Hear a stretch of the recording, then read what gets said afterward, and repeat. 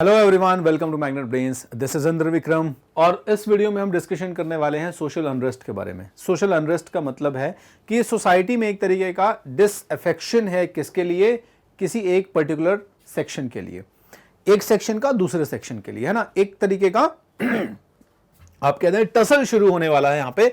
तो social unrest से simple सा मतलब है वो जो टसल है वो किसके किसके बीच में, ये देखेंगे हम इस वीडियो में। और ये क्यों हुआ, क्या रीजन था कि ये सोशल अनरेस्ट जो है वो हुआ। तो देखो, अभी तक के वीडियोस अगर आपने देख लिए बहुत अच्छे से आपको समझ में आ गया है। स्पेशली जो लास्ट वीडियो आपने देखा होगा 14th सेंचुरी क्राइसिस। तो 14th सेंचुरी में जो क्राइसिस हुई यूरोप में, वो तो अब ऐसी क्राइसिस है कि आप देख सकते हैं कोई ऐसा सेक्शन बचा नहीं यूरोप में जो अफेक्टेड ना हुआ हो। तो 14th सेंचुरी क्राइसिस के दौरान हर सेक्शन, एग्रीकल्चरल लेबर्स हों, पेजेंट्स हों, फार्मर्स हों, लैंडलॉर्ड्स, लैंड ओनर्स या लॉर्ड्स हों, ठीक है, या फिर ट्रेडर्स हों, एवरीवन वाज अफेक्टेड, सभी को प्रभावित हो रहा था। तो अभी यहाँ पे हुआ ये कि जो लॉर्ड्स हैं, ठीक है, इसमें हम एक पर्टिकुलर सेक्शन के बारे में हम बात करने वाले हैं। तो जो आपके लॉर्ड्स हैं, है ना, इनकी जो पूरी इनकम है वो इनकम डिपेंडेंट करती थी किन के ऊपर, पीजेंट्स के ऊपर डिपेंडेंट करती थी, ठीक है, क्योंकि ये लोग काम करते थे किन में, ये लोग काम करते थे एग्रीकल्चरल फार्म्स में, ठीक है, ये लोग काम करते थे फार्म्स में। और अब फार्म्स की सिचुएशन क्या है, फार्म्स का मतलब यहाँ पे जो लॉर्ड्स के मैनोर्स थे यहाँ पर काम करते थे। और अभी जो है वो एग्रीकल्चरल प्रोडक्टिविटी क्या है, एकदम अपने अपने सबसे वर्स्ट लेवल पर है। और एग्रीकल्चरल प्रोडक्टिविटी वर्स्ट लेवल पर है ही है, उसके साथ साथ क्या था, उसके साथ साथ जो हमारे लेबर्स थे इनकी भी संख्या कम होती चली जा रही थी। माइग्रेशन हो गया था बड़े बड़े लेवल पर। एक तो ज़्यादा से ज़्यादा लोग मरे जा रहे थे बीमारी की वजह से, प्लेग की वजह से। दूसरा, जो बचे भी थे वो अपनी जगहों से भाग के यहाँ वहाँ शरण ले रहे थे, शेल्टर्स ले रहे थे, वो दूसरी जगहों पर जा रहे थे, ठीक है। तो एक तो लेबर की क्राइसिस फेस कर रहे थे, है ना, वो भी देख लेते हैं, वो भी मतलब नोट कर लेते हैं, लेबर की क्राइसिस फेस कर रहे थे। और दूसरा, एग्रीकल्चर जो है प्रोडक्टिविटी के टर्म्स में वो भी बहुत कम था।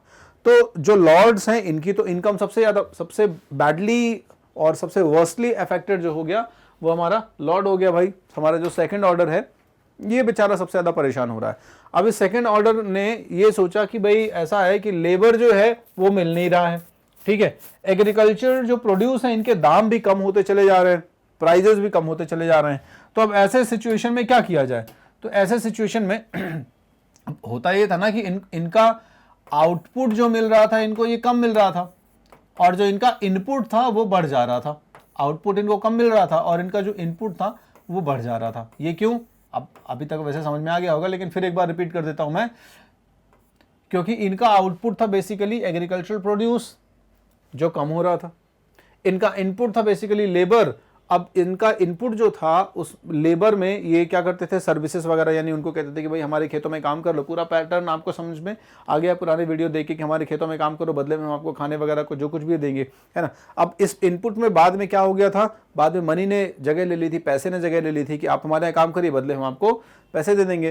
तो इनका जो इनपुट था वो अब लागत के तौर पर, या मैं कह दूं इसमें जो एक मॉनेटरी टर्म आ गया था, यानी पैसे वगैरह आ गए थे, तो इनका अब इनपुट बढ़ रहा था, क्योंकि जो लेबर्स बचे हैं वो हाई वेजेस मांग रहे थे, काम करने के लिए ज़्यादा वेजेस मांग रहे थे, ठीक है। तो अब ऐसे सिचुएशन में इन लॉर्ड्स ने एक चेंजेस लाया अपने पैटर्न में। चेंज क्या किया, इन्होंने जो मनी कॉन्ट्रैक्ट्स किए थे लेबर्स के साथ में, ठीक है, या जो करते थे, आप कह दो मनी कॉन्ट्रैक्ट्स करते थे कि भाई आप हमारे यहाँ काम करिए, बदले में आपको इस काम के बदले में जो भी होगा वो कैश पेमेंट हो जाएगा। तो मॉनेटरी पेमेंट सिस्टम आ गया था। और अभी मॉनेटरी कॉन्ट्रैक्ट्स को कैंसिल करके वापस से वो पुराना जो लेबर सर्विस वाला, यानी जो सर्विस ओरिएंटेड कॉन्ट्रैक्ट होता था, ठीक है, यानी सर्विसेज आपको देनी है हमारे यहाँ, वो वाला सिस्टम हो गया कि आप हमारे यहाँ सेवाएं दो, बदले में आपको खाने पीने की चीज़ें हम अवेलेबल करवाएंगे ही। तो ये जब सर्विस ओरिएंटेड कॉन्ट्रैक्ट की तरफ वापस से शिफ्ट होने लग गए लॉर्ड्स, तब बड़े पैमाने पर हमारे कुछ शहर हैं यूरोप में, है ना, फ्रांस में, इंग्लैंड में भी, यहाँ पर स्पेशली वो किसान जो थोड़ा सा प्रॉस्पेरस हो चुका था, जिसको इसका फ़ायदा पता था, ठीक है ना, कि ये जो मॉनेटरी कॉन्ट्रैक्ट्स होते हैं ये हमारे बेनिफिट में भी हैं काफ़ी ज़्यादा, हम यानी ये एक दोनों का म्यूचुअल बेनिफिट है, उसका लॉर्ड का भी बेनिफिट है, हमारा भी बेनिफिट है। लेकिन सर्विस ओरिएंटेड कॉन्ट्रैक्ट जो है इसमें लॉर्ड का ही भला है, हमारा कोई भी भला नहीं। और वैसे भी अब वो सेंचुरी ओल्ड चीज़ें हो गई, सदियों पुरानी चीज़ें हो गई। तो अब ऐसे कॉन्ट्रैक्ट्स के विरुद्ध जो है वो क्या हुआ, विद्रोह होना शुरू हुआ। तो कुछ शहर हैं, जैसे फ्लैंडर एक शहर हो गया आपका, यहाँ पर 1398 में विद्रोह हुआ। ये फ्लैंडर शहर जो है इट वॉज इन फ्रांस, तो ये यहाँ पर विद्रोह होना शुरू हुआ। 1381 के आसपास आगे चल के इंग्लैंड में विद्रोह होने शुरू हुए। तो बड़े पैमाने पर लोगों ने रिवॉल्ट करना शुरू किया, बड़े पैमाने पर लोगों ने विद्रोह करना शुरू किया। इन्हीं को सोशल अनरेस्ट के नाम से जाना जा रहा है, इन्हीं को सामाजिक अशांति कह सकते हैं आप, सामाजिक अशांति के तौर पर जाना जा रहा है। चलो तो होपफुली आपको समझ में आ गया होगा, ठीक है। चलो, हालांकि जब जब ये रिवॉल्ट हुए, रिप्रेशंस हुए, तो इनको दबाने की भी कोशिश की गई। क्यों? क्योंकि लॉर्ड के हाथ में पावर होती थी, लॉर्ड के हाथ में जो है वो कहीं ना कहीं किंग का शेल्टर है उसके पास। तो ऐसे सिचुएशन में उसको थोड़ा सा फायदा मिल जाता था, किंग की पावर का भी फायदा मिल जाता था। तो सीवियर रिप्रेशंस, ठीक है, यानी कि बड़े पैमाने पर दबाया गया, कुचला गया इन विद्रोहों को, ठीक है। लेकिन उसके बाद भी जो पीजेंट्स का ऑपोजिशन था वो कम नहीं हुआ और इन्होंने भरसक प्रयास किए, इन्होंने पूरा जोर लगा दिया, इन्होंने अपने पूरी कैपेसिटी के साथ ऑपोजिशन किया कि वो पुराना जो सिस्टम है, पुराना जो ओल्ड फ्यूडल रिलेशन है ना, लॉर्ड और पेजेंट्स के बीच का, फार्मर्स के बीच का, उसको रीइंस्टेट ना किया जाए, उसको वापस से रीस्टैब्लिश ना किया जाए। तो यहां पर पूरी कोशिश की गई, इन विद्रोहों को कुचला गया, इन विद्रोहों को दबाया गया। लेकिन उसके बावजूद भी हमारे जो पेजेंट्स हैं इन्होंने अपोजिशन किया और अपोजिशन करके पुराने फ्यूडल रिलेशनशिप को एस्टैब्लिश होने से रोका और नहीं होने दिया। ऐसा एक्चुअली इसलिए भी था क्योंकि बहुत सारे जो इन्फ्लुएंशियल, थोड़ा सा, अब देखो, जब ट्रेड एस्टैब्लिश हो चुका था और आपको भी पता है कि बीच में पिछली कुछ सेंचुरी में एग्रीकल्चर प्रोडक्टिविटी भी अच्छी खासी हो गई थी, है ना, अपने खेतों में भी काम करते थे अच्छा खासा ये लोग, और समय निकाल के लॉर्ड के यहाँ भी चले जाते थे, वहां पे भी प्रॉपर काम करते थे, वहां से मॉनेटरी फायदा हो जाता था, खाने के लिए सफिशिएंट अमाउंट में हो ही रहा था, हेल्थ की कंडीशंस भी बेटर हो रही थी, है ना, और अपने कुछ प्रोडक्ट्स को ये टाउन्स में सेल करके भी आ जाते थे, तो वहां से भी उन्हें कुछ मॉनेटरी बेनिफिट मिल जाता था। तो इस तरीके से अब धीरे धीरे ये लोग क्या है, मतलब एवरेज फार्मर जो था वहां का, वो धीरे धीरे अब रिच हो रहा था, है ना, सफिशिएंट अमाउंट। ऊपर से ऐसे किसान जिनके पास इनके अपने खुद के फार्म्स हुआ करते थे, भले वो इन लॉर्ड के टेनेंट के तौर पे ही काम करते थे, लेकिन फिर भी उनके अपने खुद के फार्म थे, तो वो अब अपने उस सिचुएशन को वर्स थोड़ी होने देंगे। वो चाहेंगे कि यही स्थिति चले ना, हम पुराने, सदियों पुराने उसी स्थिति में ना पहुंच जाएं जब फ्यूडल जो संबंध होते थे हमारे और लॉर्ड के बीच में। तो ऐसे में तो सफरिंग बढ़ जाएंगी, एक्सप्लॉयटेशन जो है हमारा बढ़ जाएगा, ठीक है। चलो तो इसलिए इन्होंने उस ओल्ड सिस्टम को री इम्पोज होने से मना किया। हालांकि जो मॉनेटरी इकोनॉमिक सिस्टम था, है ना, वो अभी पूरी तरह से रिवर्स होना बाकी था, लेकिन फिर भी ये है कि काफी हद तक वो पुराना सिस्टम तो एस्टैब्लिश नहीं हुआ।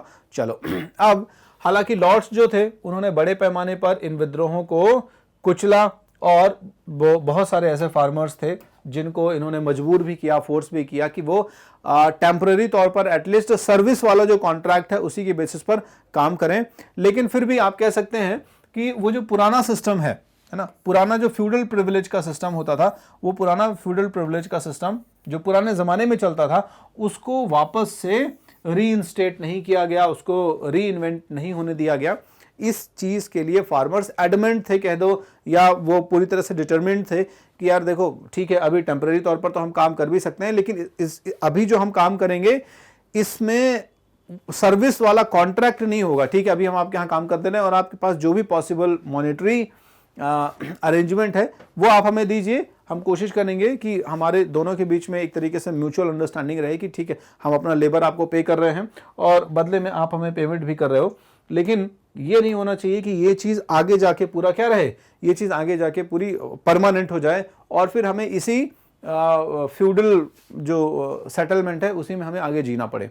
तो ये एक सोशल अनरेस्ट होगा। सोशल अनरेस्ट का साफ साफ मतलब है कि सामाजिक रूप से एक विद्रोह की स्थिति पैदा होगी इंग्लैंड में, फ्रांस में, और ये विद्रोह छोटे किसानों से शुरू होगा और कुछ संपन्न किसान जो हैं, प्रॉस्परस फार्मर्स जो हैं, वो इसको सपोर्ट करेंगे और लैंडलॉर्ड्स या कहूँ मैं लॉर्ड्स के ऊपर प्रेशर क्रिएट होगा। ठीक है, तो प्रेशर्स की वजह से लॉर्ड उस पुराने सिस्टम को जो चाह रहे थे रीइंस्टेट करने के लिए वो नहीं कर पाएंगे। ठीक है, तो ये पूरा सोशल अनरेस्ट का सिचुएशन हो गया। हालांकि विद्रोह धीरे धीरे करके दबा दिए जाएंगे। क्यों? सिंपल सी चीज़ है, पावर तो अभी भी लॉर्ड के हाथ में है, पावर तो अभी भी किंग के हाथ में है। ठीक है, तो कॉम्प्रोमाइज तो होगा ही होगा कहीं ना कहीं, क्योंकि देखो इनको ज़रूरत है, लॉर्ड्स को तो काम करवाएंगे। हाँ, उसके बदले में पहले जितना देते थे उतना नहीं, लेकिन कुछ अमाउंट में पेमेंट कर दिया जाएगा और दोनों का काम चल जाएगा। क्योंकि अभी भी जो लेबर है, भले लेबर की स्कार्सिटी है, कमी है, लेकिन फिर भी काम तो चाहिए, क्योंकि काम बिल्कुल नहीं हो रहा है। एग्रीकल्चरल प्रोडक्टिविटी अगर लॉर्ड की हैम्पर है तो कॉमन इंसान की भी हैम्पर है। ठीक है, कॉमन फार्मर की भी हैम्पर है। चलिए, तो एक सोशल अनरेस्ट हो गया, वो हमने समझ लिया। अब हम बढ़ते हैं पॉलिटिकल चेंजेस की तरफ से। पॉलिटिकल चेंजेस की तरफ से क्या हो रहा है ये समझ लेते हैं। ठीक है, 14th सेंचुरी का जो समय है यूरोप में, ये बड़े पैमाने पर आप देख रहे हैं कि सोशल चेंजेस को लेके आ रहा है, क्योंकि सोशल अनरेस्ट हो रहे हैं, तो इन अनरेस्ट के दौरान कुछ ना कुछ चेंजेस भी होंगे। ठीक है, सोशल चेंजेस के साथ साथ आपने देखा कि बहुत बड़े लेवल पर इकोनॉमिक चेंजेस या इकोनॉमिक क्राइसिस भी क्रिएट है इस दौरान। ठीक है, अच्छा, इसके बाद अब इस इकोनॉमिक क्राइसिस और सोशल अनरेस्ट को वर्स्ट किया उस समय के पॉलिटिकल अनरेस्ट में, या कहूँ मैं पॉलिटिकल चेंजेस ने। तो जो पॉलिटिकल चेंजेस हैं, इनमें ऐसा नहीं है कि कोई बहुत अनरेस्ट ही है हमेशा, लेकिन हाँ, पॉलिटिकल अपहिवल्स यानी कि उतार चढ़ाव आते रहे, और इन उतार चढ़ाव के दौरान यूरोप में सिविल वॉर की सिचुएशन बनेगी। स्पेशली यूरोप में इंग्लैंड और फ्रांस के बीच में सिविल वॉर की सिचुएशन क्रिएट हो जाएगी। ठीक है, और इसमें एक स्पेशली इंग्लैंड की भी सिविल वॉर है जिसको हम देखेंगे। ठीक है, और एक सिविल वॉर इंग्लैंड की पर्टिकुलरली, और एक क्लैश बिटवीन, आप सिविल वॉर बल्कि ना कहना चाहें तो कह सकते हैं, क्योंकि सिविल वॉर जो है वो बेसिकली सिर्फ जो ब्रिटिश पार्लियामेंट में चेंजेस की वजह से आ रहा था, उसको सिविल वॉर नाम दिया गया जाता था। तो आप यहाँ पे कह सकते हैं कि जो पॉलिटिकल चेंजेस हैं, इन पॉलिटिकल चेंजेस में एक तो जो इंग्लिश पार्लियामेंट की वजह से सिविल वॉर शुरू हुई वो हो गया, और दूसरा सिविल वॉर के साथ साथ जो फ्रांस और इंग्लैंड के बीच में वॉर की सिचुएशन होगी, 100 ईयर वॉर की सिचुएशन होगी, तो एक ये होगा, है ना। तो ये दो पॉलिटिकल चेंजेस बड़े पैमाने पर यूरोप में अभी आपको देखने को मिलेगा। तो फ्रांस और इंग्लैंड इनमें इन्वॉल्व हैं बेसिकली, तो आप इनको मतलब एक फ्लो चार्ट के रूप में समझ गए। अब हम डिटेल इसका डिस्कशन करते हैं यहाँ पे।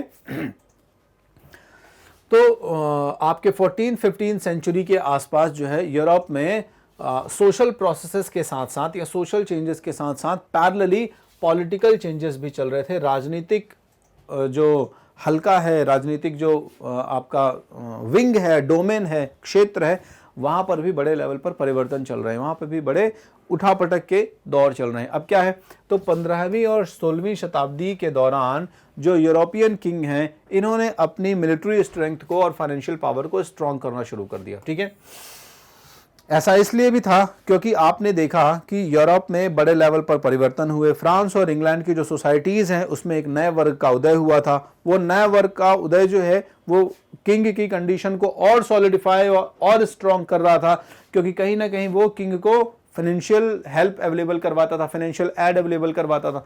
बहुत सिंपल सी चीज़ होती थी, आप राजा को पैसे दो और अगर आपने सफिशिएंट अमाउंट में धन दिया, राजा प्रसन्न आपसे, है ना, तो आपको कोई ना कोई डेजिग्नेशन तो वो देगा ही। तो समझ रहे हैं, तो एक तो लॉर्ड्स जो थे वो तो राजा के शेल्टर में रहते ही थे। अब एक नया जो नोबिलिटी के पैरेलल वर्ग आ रहा था जो हमने पढ़ा, वो भी राजा को शेल्टर, या वो भी राजा की शेल्टर में ही था, या वो भी राजा को कहीं ना कहीं हेल्प अवेलेबल करवा रहा था। तो उससे जो इनमें मैं कहूँ कि इनको जो फायदा हो रहा था वो पॉलिटिकल टर्म्स में और इकोनॉमिक टर्म्स में दोनों में हो रहा था फायदा। ठीक है, और इसी की वजह से यूरोपियन किंग्स अब धीरे धीरे अपनी सिचुएशन को मजबूत करना शुरू करेंगे, और अब चूंकि पैसा भी सफिशिएंट आ रहा है तो परमानेंट आर्मी रख सकते हैं, है ना, प्रॉपर टैक्सेशन सिस्टम चला सकते हैं। तो ये प्रॉपर सिस्टम प्रॉपर अरेंज करना शुरू करेंगे।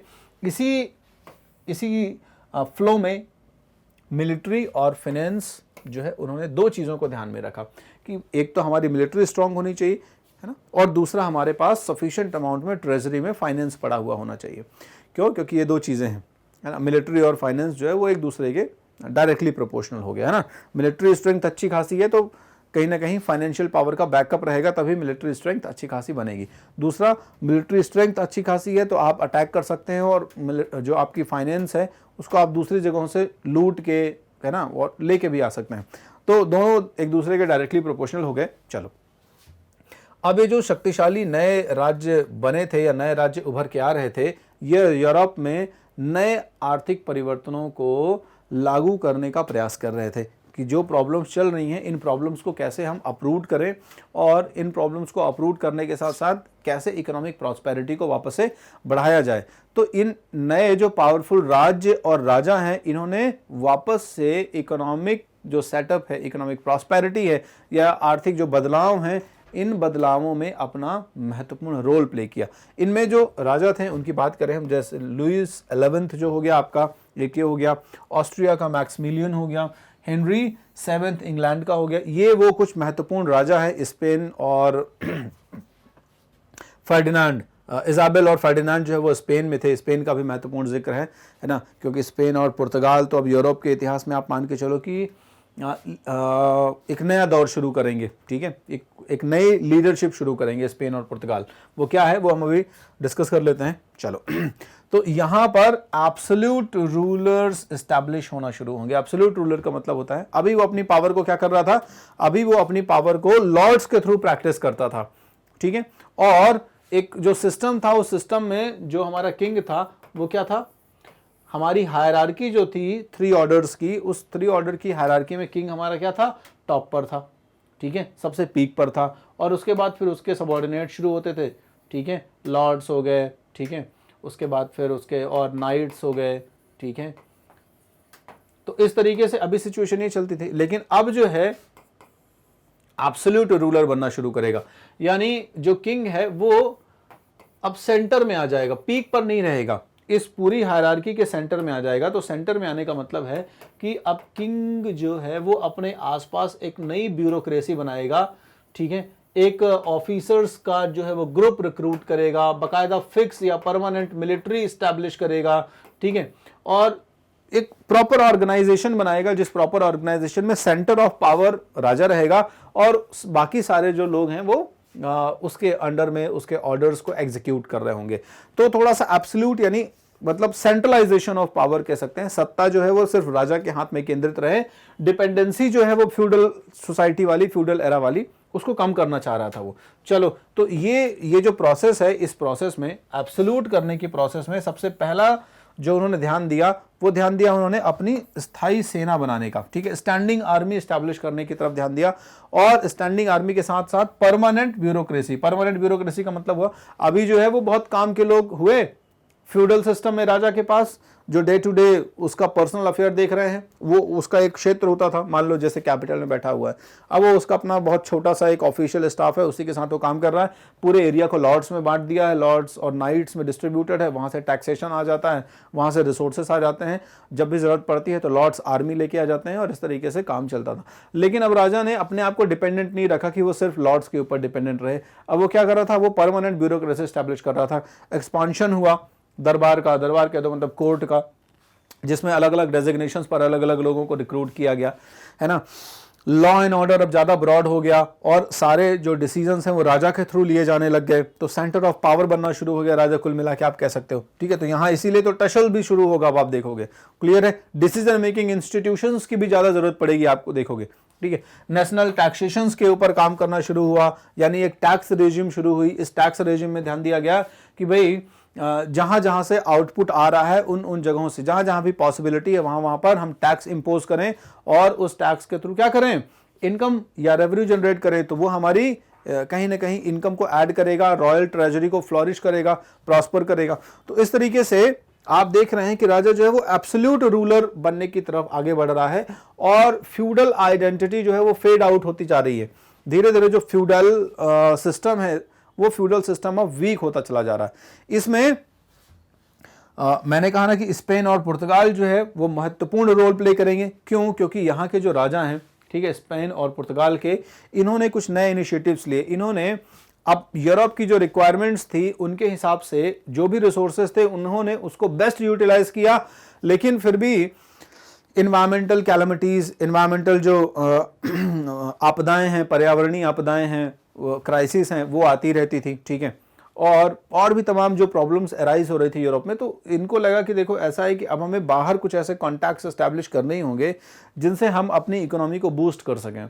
हम अपनी इकोनॉमी को जो है, अब देख रहे हो ना यहाँ पे, क्योंकि बात ही चल रही थी कि इकोनॉमी को क्या करना है, सेल्फ सफिशिएंट वापस से बनाना है। तो अब यहाँ स्पेन और पुर्तगाल ये दो कंट्रीज हैं जहां के राजाओं ने क्या किया, जो यूरोप का विस्तार है, यूरोप का एक्सपेंशन है, उसके बारे में विचार किया। और ये यूरोप का एक्सपेंशन कहाँ?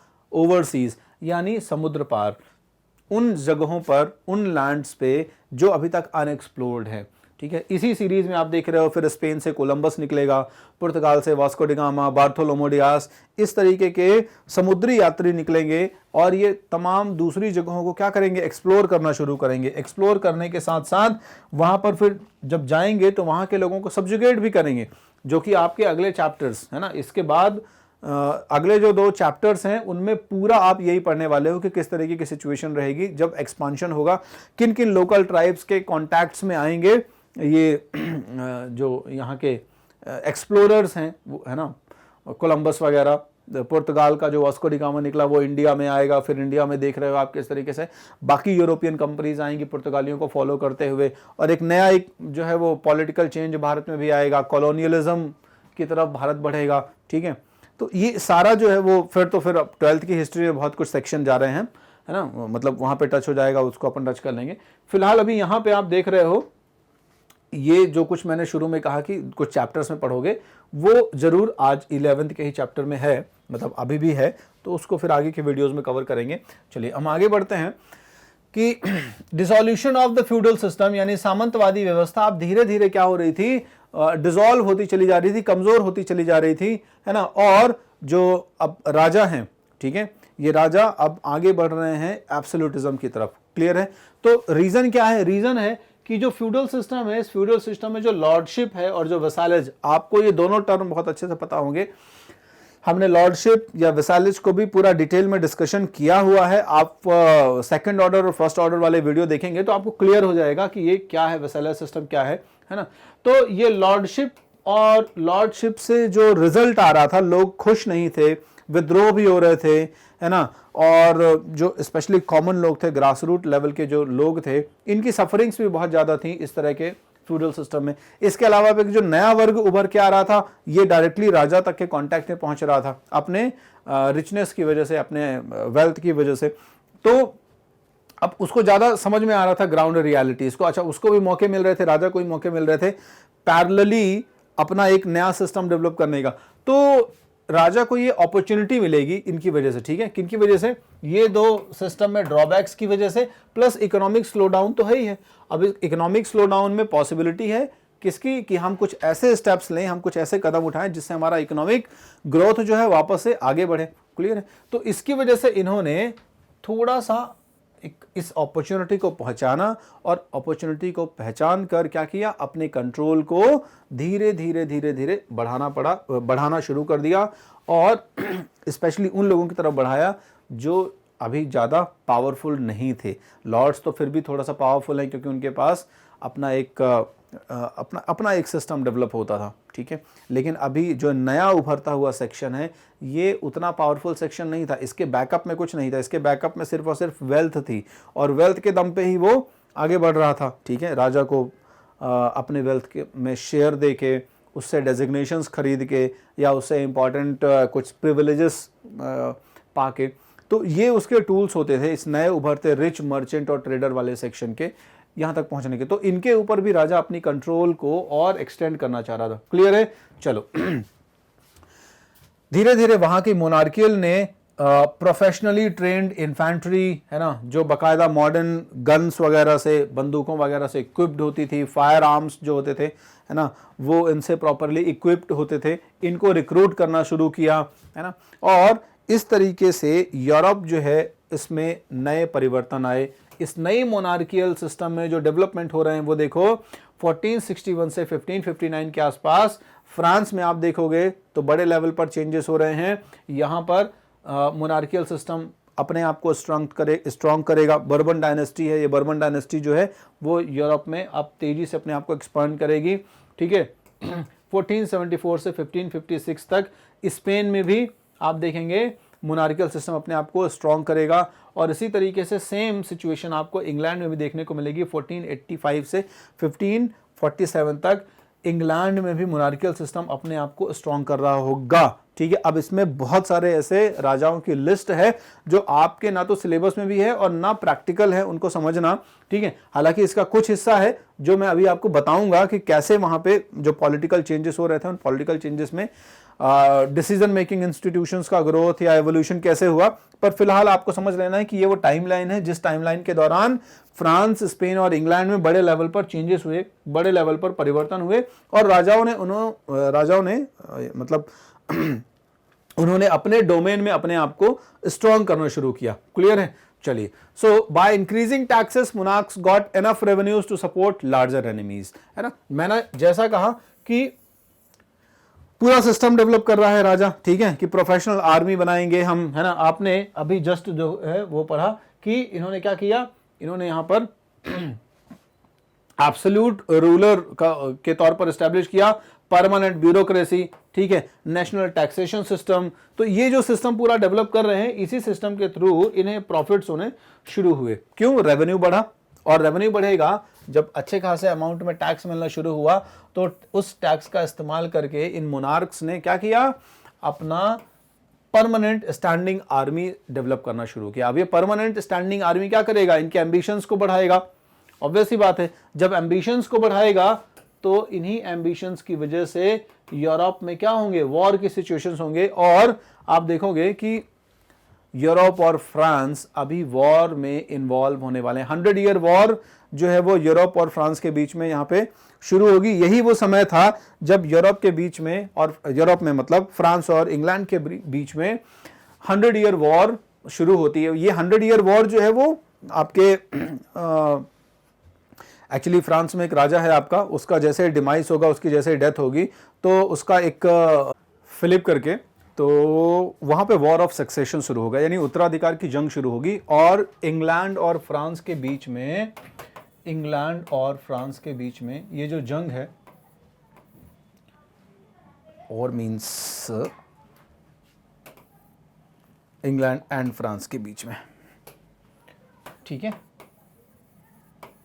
इंग्लैंड एंड फ्रांस के बीच में जो जंग होगी, इस जंग की वजह से जो होगा यहाँ पे ये सिचुएशन क्रिएट हो जाएगा, 100 ईयर वॉर क्रिएट हो जाएगी। ठीक है, चलिए आगे बढ़ते हैं।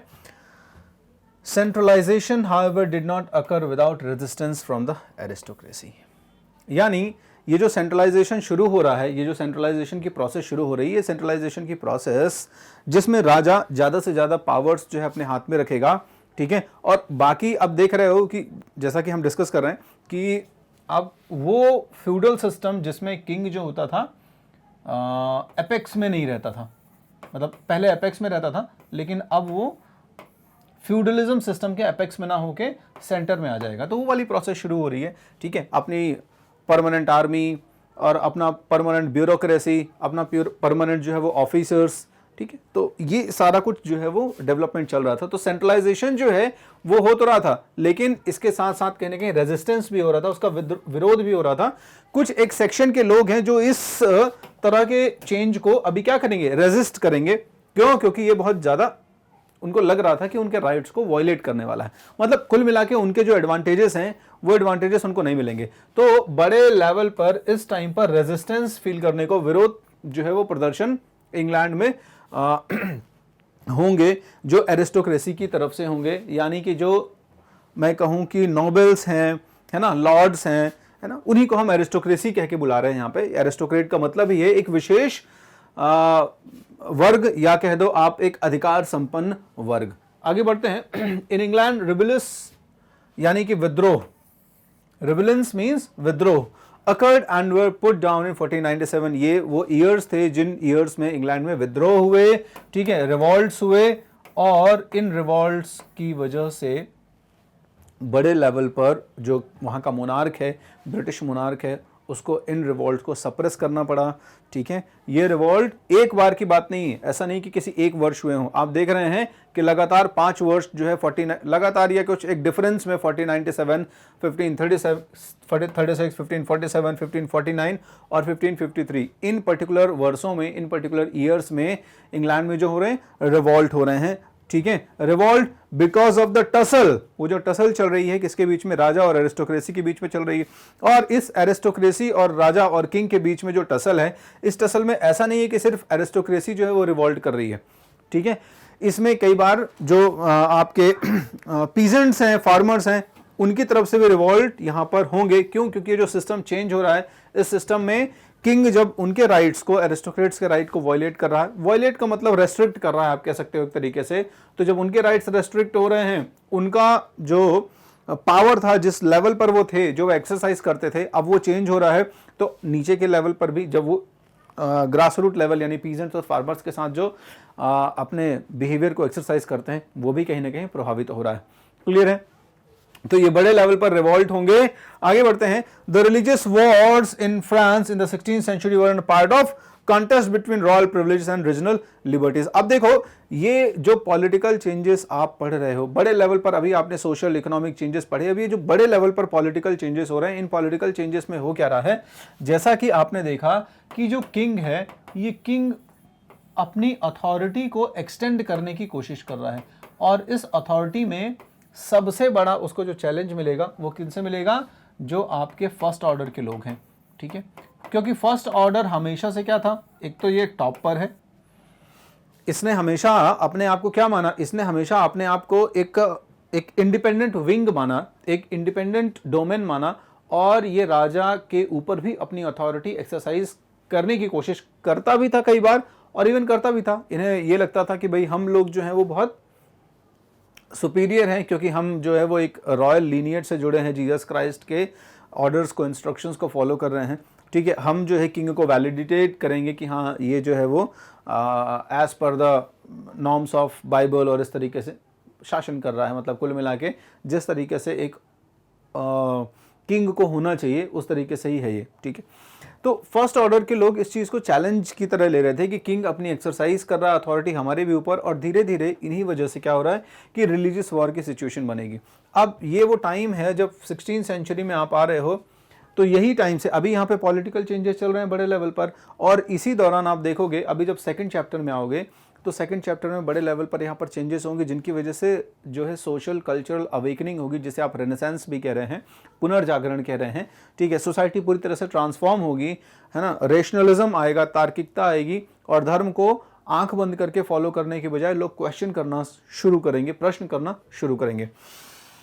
तो ये जो फर्स्ट ऑर्डर है, ये वो टाइम था जब फर्स्ट ऑर्डर जो है उसके आप कह दो नॉनसेंस एक्टिविटीज जो है वो अपने पीक पर थी, और कई जगहों पर ये टैक्स तो लगाते थे, कई जगहों पर इनकी प्रॉपर्टीज जो होती थी वो इतनी वास्ट होती थी, तो राजा को लगता था कि यार इसको भी टैक्सेबल दायरे में लेके आना चाहिए। तो इस दौरान ये वो टाइम है जब क्रिश्चियनिटी में भी रिफॉर्म्स चल रहे होंगे, कैथोलिक और प्रोटेस्टेंट्स के बीच का कॉन्फ्लिक्ट जो है वो चल रहा था, और इस कॉन्फ्लिक्ट में जो कैथोलिक और प्रोटेस्टेंट का जो कॉन्फ्लिक्ट है, इसमें राजा भी बराबर का पार्टिसिपेट करेगा। पार्टिसिपेट इसलिए करेगा क्योंकि राजा खुद चाहता था कि इस लेवल पर चेंजेस होने चाहिए, यानी कि जो फर्स्ट ऑर्डर है इनके जो पावर एक्सरसाइज करने का तरीका है उसमें चेंजेस होने चाहिए।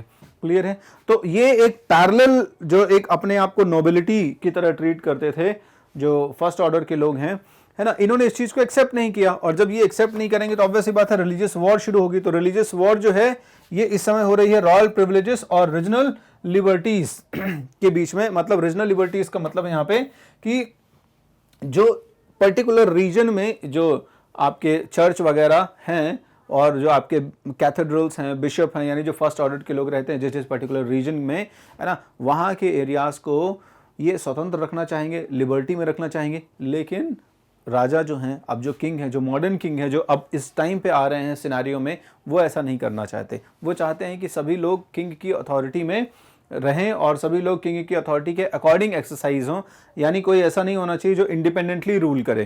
क्लियर है? चलिए इसके साथ साथ इस स्थिति में जबकि ये अब लगभग तय है क्या, लगभग दिख गया है, क्लियर हो गया है कि अब ऐसे टाइम पर राजा से जो ज़्यादा पंगा नहीं लिया जा सकता, चैलेंज नहीं किया जा सकता उसको, राजा की अथॉरिटी को चैलेंज नहीं किया जा सकता। क्यों नहीं किया जा सकता है?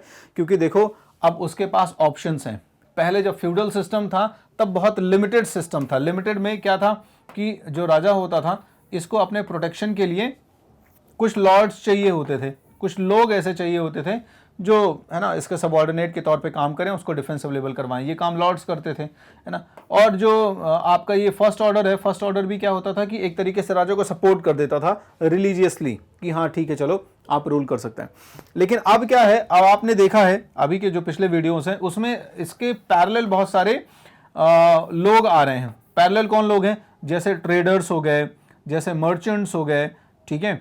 तो ये सारे लोग जो नए ट्रेड और कॉमर्स के थ्रू आ रहे हैं, वेल्दी हो रहे हैं और राजा को टैक्सेस प्रोवाइड कर रहे हैं, राजा से ब्यूरोक्रेसी में प्लेसेस ले रहे हैं, यानी कि अच्छी अच्छी जगहें जो है वो सिक्योर कर रहे हैं अपने लिए। तो इनसे जो धन आ रहा है ना वो भी राजा को कहीं ना कहीं और कॉन्फिडेंस दे रहा है।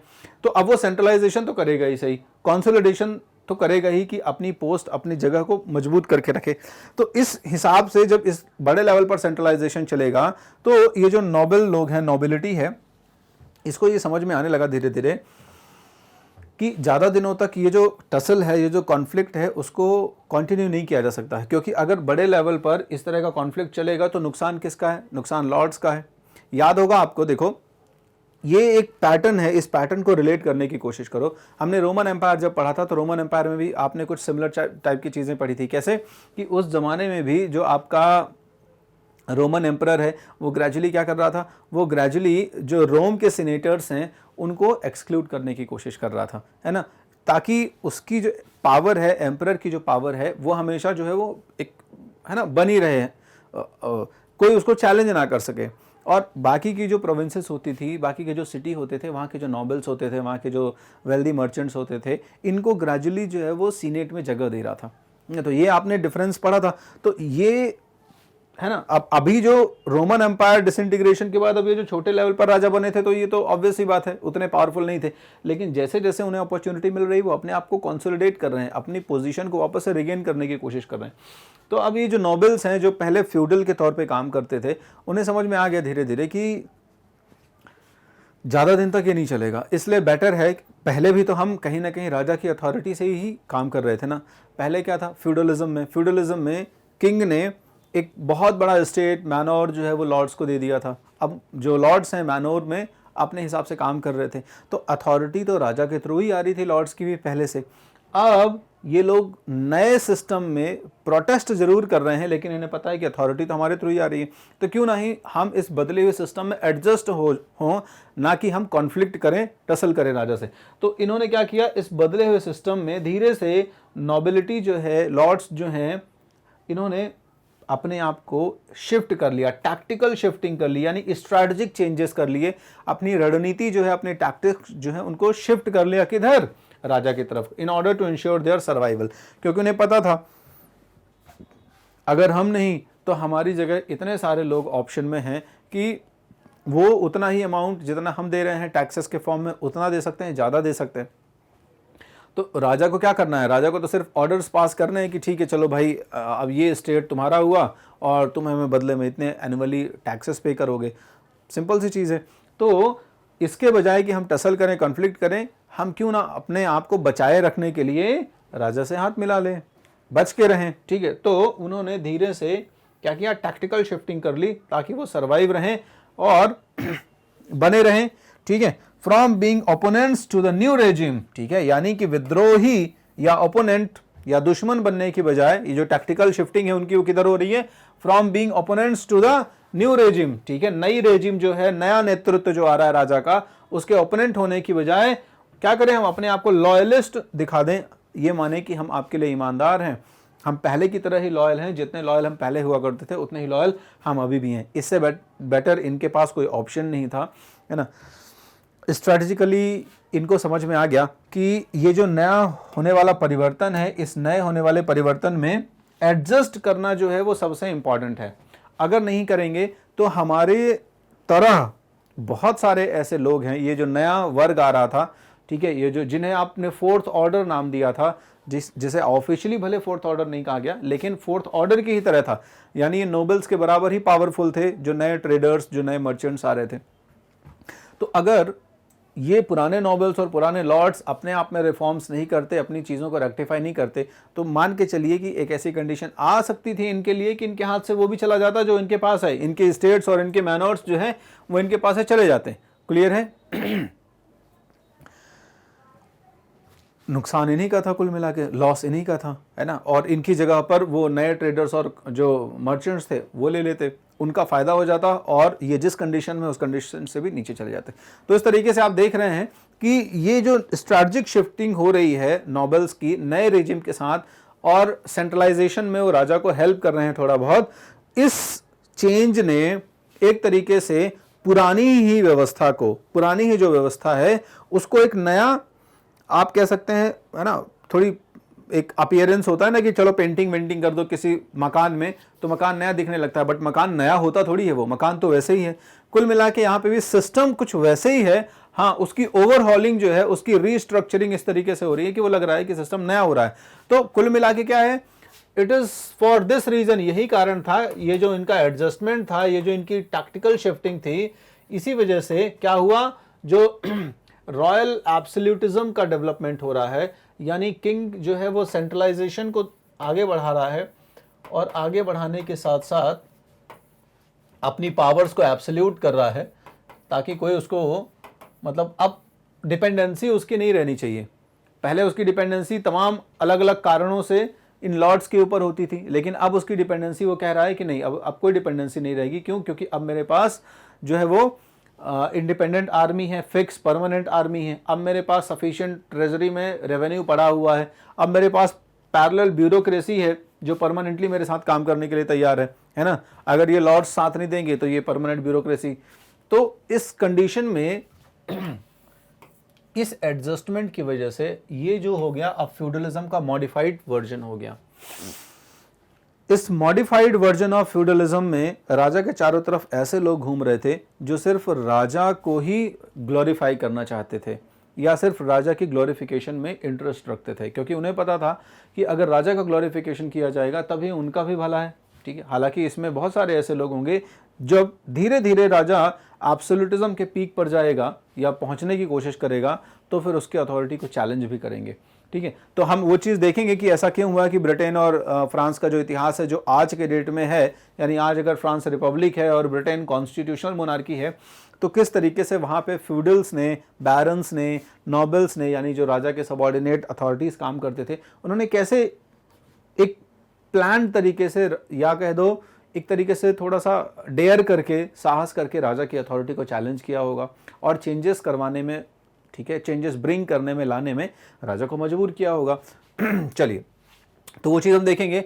The king was no longer the apex of a pyramid. चलो, वो जो बात मैं थोड़ी देर पहले कर रहा था, ठीक है, इस मॉडिफाइड फ्यूडलिज्म सिस्टम में पहले आपको जब ये चैप्टर शुरू किया था तो उस चैप्टर की शुरुआत में ही एक पिरामिड दिखाया था। उस पिरामिड के एपेक्स में, पीक में राजा बैठा हुआ था, राजा के नीचे फ्यूडल्स थे उसके, और आप कह दो ये पेजेंट्स वगैरह, सॉरी, आपके लॉर्ड्स वगैरह, नोबल्स वगैरह और क्लर्जी वगैरह, उसके साथ में सबसे नीचे पीजेंट्स थे। तो कुल मिला के राजा जो है वो एपेक्स पर था। एपेक्स का मतलब है कि अथॉरिटी जो है वो डाउनवर्ड मूव कर रही थी।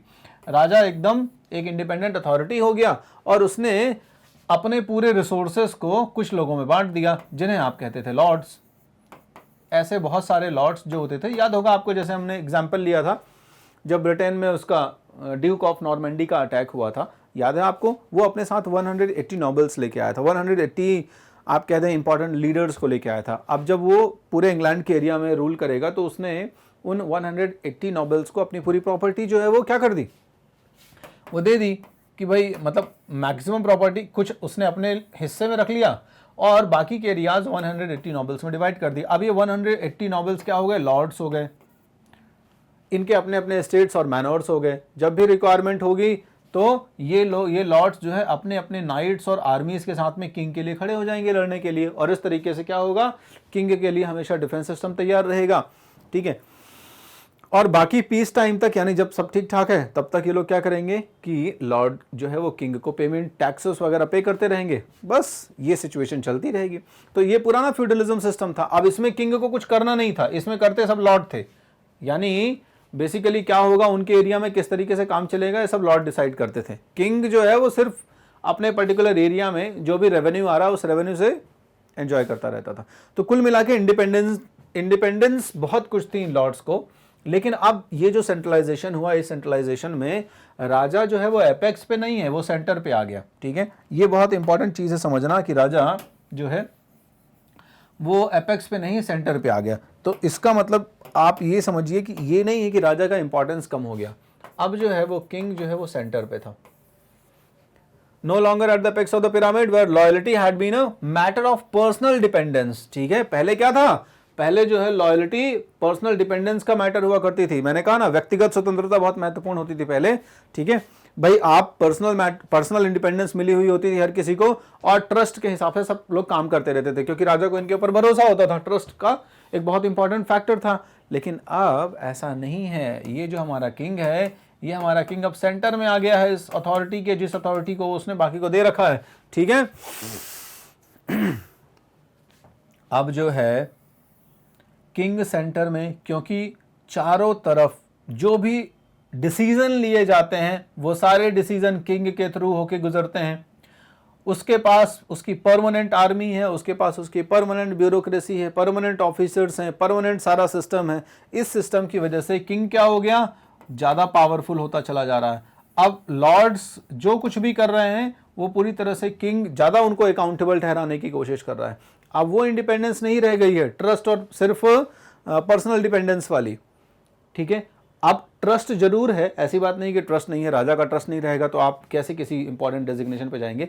ट्रस्ट तो है, लेकिन ट्रस्ट के साथ साथ ये जरूरी है कि अब आप राजा को कितना फायदा भी पहुंचा रहे हैं, कितने काम के हैं राजा के। ठीक है, सिर्फ इसलिए आपको जमीन नहीं दे दी जाएगी कि ठीक है आपने वादा कर दिया आप डिफेंस में सहायता करते रहेंगे। अब डिफेंस तो उसने खुद अपनी बना ली, परमानेंट आर्मी हो गई उसके पास। ठीक है, तो अब ये चीज इंपॉर्टेंट है कि अब आप ग्रास रूट लेवल पर कैसे राजा को रिप्रेजेंट करोगे, कैसे रूल होगा। तो किंग जो है वो सेंटर पे आ गया, बजाय इसके कि वो एपेक्स पे बैठा रहे और वहां से पावर फ्लो हो और बाकी सब लोग इंडिपेंडेंटली रूल करते रहें।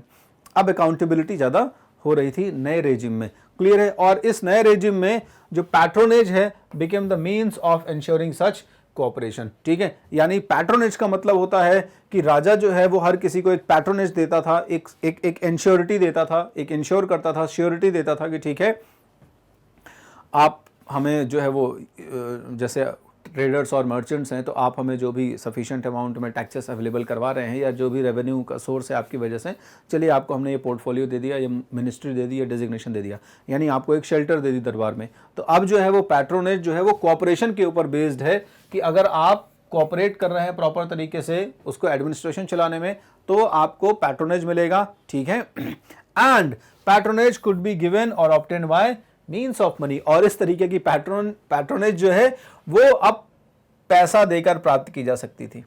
ये आपने पिछले वीडियो में भी इसका जिक्र देखा है कि हमने देखा कि जो नए नए ये ट्रेडर्स और मर्चेंट्स आ रहे थे ये पावरफुल इतने हो रहे थे धीरे धीरे कि वो नए ये जो ब्यूरोक्रेसी थी, मतलब जो पहले वाली लॉर्ड्स वगैरह वाला सिस्टम था फ्यूडलिज्म में, उसको चैलेंज कर रहे थे, उसके इक्वली पावरफुल थे। क्यों? क्योंकि वही काम जो पुराने फ्यूडलिज्म में होता था जिसमें राजा जो है वो लॉर्ड्स को एक सफिशिएंट मैनर और स्टेट देता था, बदले में उसको रेवेन्यू और टैक्सेस और बाकी सारी चीज़ें मिलती थी और प्रोटेक्शन भी मिलता था। प्रोटेक्शन का मतलब एक कहीं ना कहीं डिफेंस का एश्योरेंस भी मिलता था कि इन केस ऑफ वॉर आप आर्मी लेके आओगे जो लॉर्ड्स हैं। तो अब सीधे ये ट्रेडर्स और मर्चेंट्स सफिशिएंट अमाउंट में धन दे देते हैं राजा को, तो धन से तो वो अपनी खुद की आर्मी बना लेगा ना, खुद के रिसोर्सेज बना लेगा, इतना पर्याप्त उसको मिल जा रहा है। प्लस ये लोग पैसा देकर, अब कौन नहीं राजा से जुड़ना चाहता भाई, है ना, कि भाई हमको जो है वो ये पोर्टफोलियो मिल गया, ये मिनिस्ट्री मिल गई, इंपॉर्टेंट डिपार्टमेंट मिल गया, कौन नहीं चाहता था। तो सब जो भी इन्फ्लुएंशियल मर्चेंट्स होते थे, ट्रेडर्स होते थे, वो राजा को धन देकर, पैसे देकर कोई भी पोस्ट प्राप्त कर सकते थे। तो ये जो होगी अब पैट्रोनेज, वो पैट्रोनेज या कहूँ मैं रॉयल शेल्टर कह दूँ तो ज़्यादा इजीली समझ में आ जाए, तो जो रॉयल शेल्टर है, रॉयल शेल्टर अब जो है वो पैसे देके प्राप्त की जा सकती थी।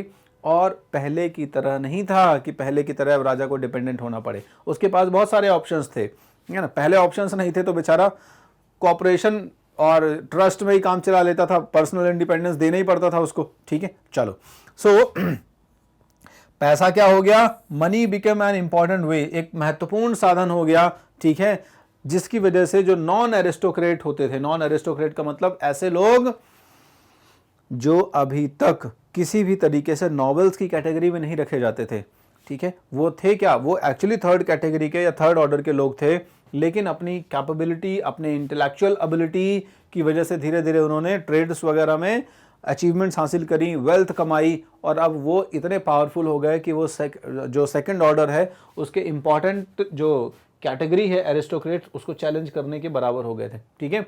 तो ये जो मर्चेंट्स थे, बैंकर्स थे, ये अब कोर्ट में अपनी एक्सेस यानी कि शाही दरबार में अपनी उपस्थिति दर्ज करा सकते थे, अपनी एक्सेस दर्ज करा सकते थे जस्ट बिकॉज ऑफ मनी, पैसे के दम पर। तो यूरोप में ये जो फ्रांस और इंग्लैंड में जो चेंजेस हो रहे हैं, ये नए चेंजेस आप देख रहे हैं, वो जो फोर्थ ऑर्डर आपने पढ़ा उसका बहुत इंपॉर्टेंट रोल है, प्लस उसी फोर्थ ऑर्डर की वजह से कहीं ना कहीं जो राजा है उसकी अथॉरिटी और बढ़ रही है। राजा जो है इस फोर्थ ऑर्डर में ऑप्शंस देख रहा है, अपॉर्चुनिटीज देख रहा है, और वो पुराना फ्यूडलिज्म सिस्टम जिसमें राजा डिपेंडेंसी की तरह रहता था, एक मतलब कहीं ना कहीं डिपेंडेंसी तो रहती ही थी थोड़ी बहुत, अब वो चीज नहीं रही है, अब राजा एब्सोल्यूटिज्म की तरफ जा रहा है, ठीक है। चलो, अब इन्हीं ये जो इंपॉर्टेंट नॉन एरिस्टोक्रेटिक लोग हैं कैसे, ध्यान रखना, पैसे तो दे रहे हैं, अब व्यापारी है, कभी नुकसान का क्या नाम है, व्यापार नहीं करेगा, वो फायदे का ही व्यापार करेगा, भले राजा को पैसे दे रहा है और राजा से पद ले रहा है, लेकिन इसके पीछे क्या है, इसके पीछे दो ही मंशाएं हैं, दो ही मेंटालिटी है। पहली मंशा ये है कि वो पावरफुल पोस्ट पे बना रहे हमेशा, ताकि थोड़ा सा उसका एक सोशल स्टेटस बढ़े, और दूसरा उसका इकोनॉमिक एडवांटेज, उसका इकोनॉमिक बेनिफिट, उसका इकोनॉमिक प्रॉफिट हमेशा बढ़ता रहे, मैनीफोल्ड होता रहे, 2 से 4 से 8, ठीक है, 16, 32 इस तरीके से चीज़ें ग्रो करती रहे, समझ रहे हो आप। तो ये जो फाइनेंशियल एडवांटेज है, ये बहुत इंपॉर्टेंट चीज़ है। जैसे ही देखना आगे जाके यही एक वर्ग है जो राजा को कहीं ना कहीं कन्फाइन भी करेगा, मतलब राजा को कंट्रोल भी करेगा, यही वर्ग आगे जाके जब उसको लगेगा कि ज़्यादा ही एब्सोल्यूट हो रहे हैं महाराज, है ना, तो यही वर्ग है, जब आगे देखोगे ये वर्ग और रिलीजियस वर्ग मिलके फिर क्या करेंगे, राजा को कहेंगे कि देखो ऐसा है कि सबके हिसाब से डिसीजन होना चाहिए, ऐसा नहीं कि सिर्फ आप ही डिसीजन ले लें, अपने मन का कर लें, ठीक है। तो बाद का जो इतिहास है, the later history of France and England was to be shaped by these changes in the power structure.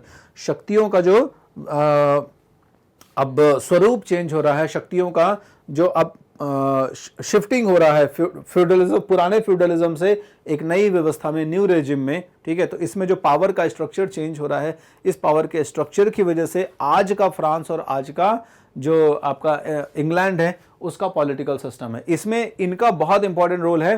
तो आइए अब हम आगे देखते हैं कि किस तरीके से ये लोग हेल्प कर रहे हैं, अभी कौन कौन से और चेंजेस हैं, बड़े इंटरेस्टिंग चेंजेस हैं। तो चलो देखते हैं आगे क्या परिवर्तन हो रहे हैं। तो ये जो नए लेवल पर अभी ये लोग इमर्ज हो रहे हैं, इनका जो कंट्रीब्यूशन है पॉलिटिकल चेंजेस में, ये बहुत बड़े लेवल पर है। तो आगे जाके जो चेंजेस आप कह रहे हो कि आगे जाके फ्रांस और ब्रिटेन में जो चेंजेस हो रहे हैं, जो बाद में उसकी हिस्ट्री को चेंज कर रहे हैं, वो हम देखते हैं कि कैसे उनका बैकग्राउंड बना था और आगे जाके वो कैसे ये जो नया रेजिम है वो कैसे इनको इम्पैक्ट कर रहा है। तो फ्रांस में जो है वो एक कंसल्टेटिव असेंबली जो है, इसका जो ओरिजिन है वो काफ़ी पहले से है फ्रांस में, और बाद में 17th सेंचुरी के फर्स्ट हाफ में जो आपका लुइस है, ठीक है, लुइस 13th आई थिंक, हाँ लगभग इसी के आसपास का, एग्जैक्टली राजा शायद लुइस 12वां 13वां ऐसा कोई हो सकता है। तो उसने जो है स्टेट जनरल की मीटिंग जो है वो बुलाई थी, और अभी ये स्टेट जनरल फ्रांस में ग्रेजुअली डेवलप होने वाला एक असेंबली है जो क्या डिसाइड करता था, तीनों लोगों की मीटिंग करके ये डिसाइड करता था कि अब राजा का नेक्स्ट कोर्स ऑफ एक्शन क्या होना चाहिए, ठीक है। तो ये स्टेट जनरल कैसे जो है वो आया वहां पे एग्जिस्टेंस में, ये धीरे धीरे डिसीजन मेकिंग इंस्टीट्यूशंस वहां पे ग्रो करेंगे, है ना। ये डिसीजन मेकिंग इंस्टीट्यूशन जो ग्रो करेंगे वो 3 ग्रुप जो है आपका क्लर्जी, नोबिलिटी और जो आपका थर्ड ऑर्डर है जिन्हें हमने रेस्ट कहा यहाँ पे, तो जो थर्ड ऑर्डर है इनके रिप्रेजेंटेटिव्स के थ्रू धीरे धीरे क्या होगा, ग्रो होगा। अच्छा, अब चूंकि नया रेजिम जो डेवलप हो रहा था, नए रेजिम को ये चाहिए था कि कहीं ना कहीं अब वो भी एक इंपॉर्टेंट रोल प्ले करे इस डिसीजन मेकिंग में। अच्छा, फ्रांस में क्या होगा, अब आप देखोगे कि ये जो स्टेट जनरल की मीटिंग है लास्ट में 17th सेंचुरी के फर्स्ट हाफ में बुलाई जाएगी, ठीक है। इवन उसके भी पहले आई थिंक मुझे लगता है लगभग 100-200 साल का डिफरेंस हो जाता है, ठीक है। और उसके बाद 1789 में जो है लास्ट जो सबसे रिसेंट स्टेट जनरल की मीटिंग्स होगी वो 1789 के आसपास बुलाई जाएगी। और 1789 में लुई 16 के टाइम पे जब बुलाई जाएगी स्टेट जनरल की मीटिंग, तो उसमें देखोगे तब तक बहुत सारे लोग आ चुके हैं थर्ड ऑर्डर में जिनकी हम बात कर रहे थे अभी, ठीक है। अच्छा, ये जो लोग हैं थर्ड ऑर्डर में जिनकी हमने बात करी अभी, तो ये चाह रहे थे कि अब धीरे धीरे थर्ड ऑर्डर में रिप्रेजेंटेशन हो किसका, उन लोगों का, यानी कि जो टीचर्स हैं, यानी जो लॉयर्स हैं, बैंकर्स हैं, इनका भी था कि हमारा रिप्रेजेंटेशन भी होना चाहिए, क्योंकि क्लर्जी और नोबिलिटी ज़्यादातर अपने आप को रिप्रेजेंट करते थे, थर्ड ऑर्डर को बहुत बस नाम का रिप्रेजेंटेशन होता था इनका, ठीक है। इनमें से भी बहुत कम लोग होते थे जिनको वोटिंग राइट वगैरह होता था, जो टैक्स वगैरह पे करते थे। बाकी मेन जो रिप्रेजेंटेशन होता था वो क्लर्जी और नोबिलिटी का होता था। तो अब यहाँ पर चेंजेस की बात शुरू होगी। चेंजेस की बात इसलिए शुरू होगी क्योंकि अब रेजिम चेंज हो रही, अब व्यवस्था जो है वो बदल रही है, और इस व्यवस्था में आवश्यक है कि हर एक व्यक्ति का जो पक्ष है वो सुना जाए। अब चूंकि फ्रांस में वहां का मोनार्क पावर शेयर नहीं करना चाहेगा, पावर शेयर नहीं करना चाहता था, ठीक है। स्पेशली वो थर्ड ऑर्डर के साथ तो पावर बिल्कुल नहीं शेयर करना चाहता था, इनके साथ तो फिर भी थोड़ा बहुत चलो शेयर कर लेगा। तो चूंकि पावर शेयर नहीं करना चाहता है, इसीलिए फ्रांस में क्या हुआ, फ्रांस में आपको पता है फ्रेंच रेवोल्यूशन यानी फ्रांसीसी क्रांति हुई। और इस फ्रांसीसी क्रांति में आपने देखा कि जो थर्ड ऑर्डर है, ठीक है, जो आपका रेस्ट जिसकी हम बात कर रहे हैं, जो आपका थर्ड ऑर्डर है, इसने कितने बड़े लेवल पर चेंजेस करवाए। और ये स्थिति तक आई कि फ्रांस का जो मोनार्क है, फ्रांस का जो सम्राट है लुई 16 है ना, उसको चौराहे पे गिलोटिन किया गया, उसका सर काट दिया गया और फ्रांस को क्या किया गया, रिपब्लिक बना दिया गया, ठीक है। फ्रांस एक रिपब्लिक में टर्न हो गया।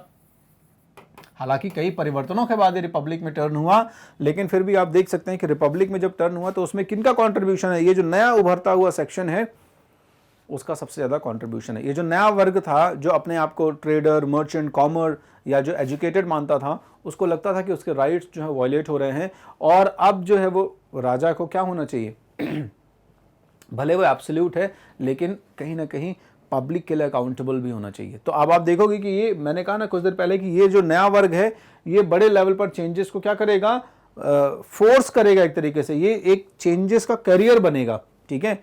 इन्हीं के थ्रू चेंजेस होंगे। ऐसे ही ब्रिटेन में बहुत पहले से इवन नॉर्मन कॉन्क्वेस्ट का मतलब है वो जो हमारा ड्यूक ऑफ नॉर्मेंडी आया था फ्रांस से, है ना, फ्रांस की एक प्रोविंस थी नॉर्मेंडी, तो यहाँ से याद होगा आपको ड्यूक ऑफ नॉर्मेंडी जो है उसने अटैक किया था फ्रांस में, सैक्सन राजाओं को हराया था, सैक्सन किंग्स को हराया था, और बाद में फिर इंग्लैंड और फ्रांस के बीच में बैटल भी, मतलब कुछ कॉन्टिन्यूअस कुछ दिनों तक बैटल्स भी होंगे, युद्ध भी होंगे।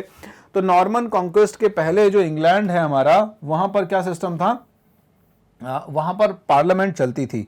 जो एंग्लो सेक्शन राजा होते थे ये लोग एक असेंबली ऑर्गेनाइज करवाते थे, या काउंसिल कह दो, मैं काउंसिल भी कह सकता हूँ, ठीक है। तो काउंसिल ऑर्गेनाइज करवाते थे एंग्लो सेक्शन किंग्स, और इस काउंसिल का मतलब होता था कि जो भी डिसीजन लेने हैं वो पहले कंसल्ट कर लिए जाएं, ठीक है।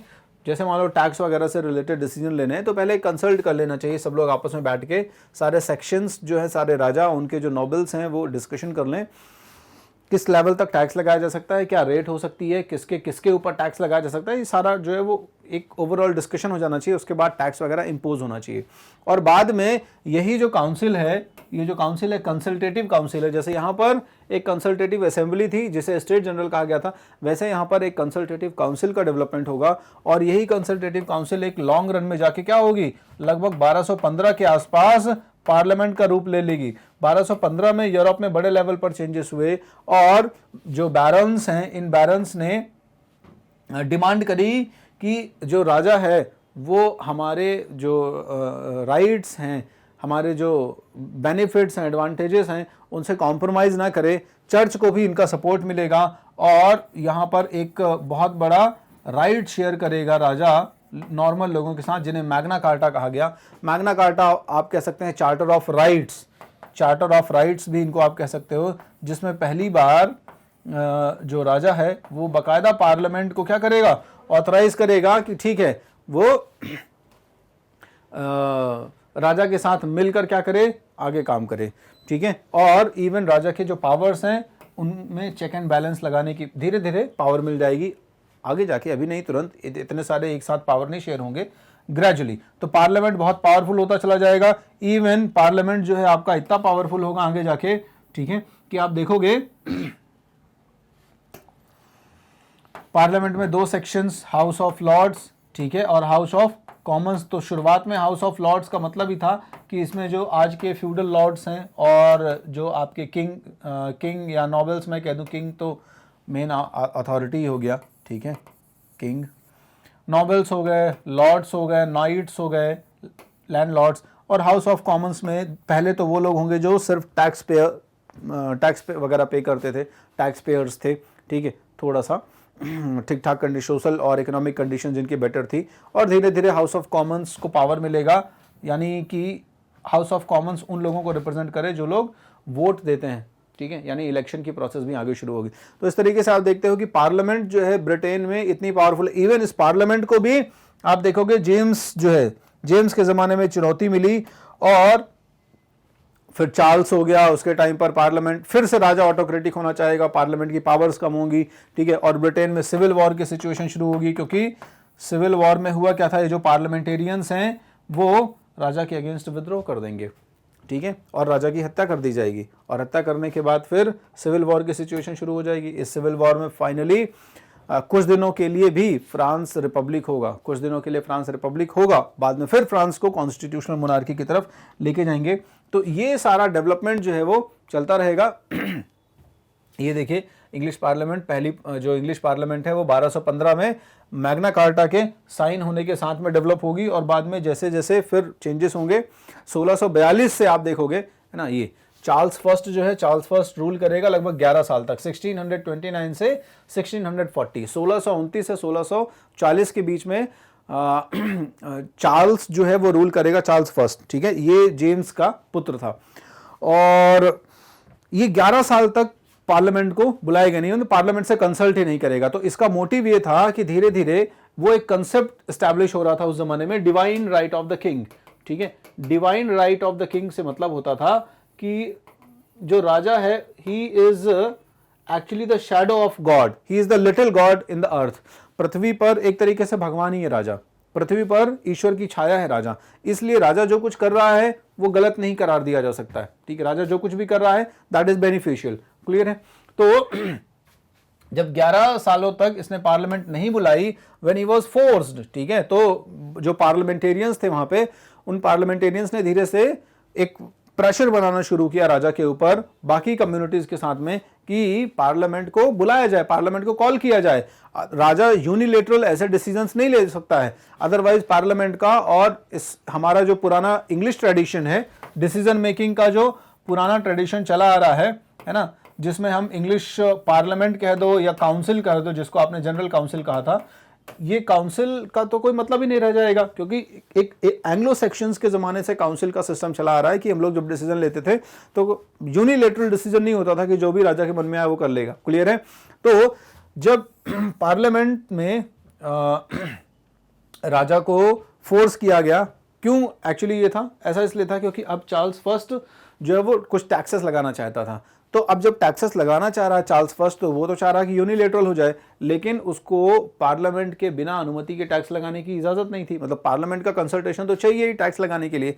इसलिए यहां पर पार्लियामेंट का एक सेक्शन जो है वो उसके अगेंस्ट रिवॉल्ट कर देगा, वॉर में चला जाएगा, और 1642 से 1651 तक चार्ल्स की हत्या हो जाएगी अभी बीच में, और 1642 से 1651 तक आप देख रहे हो ये वो टाइम है जब ब्रिटेन में क्या रहेगा, ब्रिटेन में सिविल वॉर की सिचुएशन रहेगी। इस सिविल वॉर के दौरान जो है वो 3-4 युद्ध हुए बाकायदा, और पार्लियामेंटेरियंस और जो ये रॉयल सपोर्टर्स हैं, जो किंग के सपोर्टर्स हैं, इनके बीच में बैटल चला, और फाइनली कुछ समय के लिए ब्रिटेन को रिपब्लिक बना दिया गया, ठीक है। राजा के जो अधिकार है वो न्यूनतम हो गए, राजा नाम मात्र का हो गया, लेकिन फाइनली बाद में इसको रिस्टोर किया गया इस मोनार्की को। तो इस तरीके से ये पॉलिटिकल चेंजेस हैं जो ब्रिटेन की, फ्रांस की हिस्ट्री को, या मैं कहूँ मिडिवल हिस्ट्री को चेंज कर रहे हैं। ठीक है, तो इस तरीके से हमने समझ लिया लगभग जितना भी हमारा पॉलिटिकल चेंजेस का स्टोरी था। ये लगभग लास्ट टॉपिक था आपके इस चैप्टर का। अब इन्हीं पॉलिटिकल चेंजेस, सोशल चेंजेस और इकोनॉमिक चेंजेस से एक नया युग शुरू होगा जो आपके नए चैप्टर का बैकग्राउंड क्रिएट करेगा। तो समझते हैं उसको अगले वीडियो में। बने रहिए मैग्नेट ब्रेन्स के साथ। Thank you.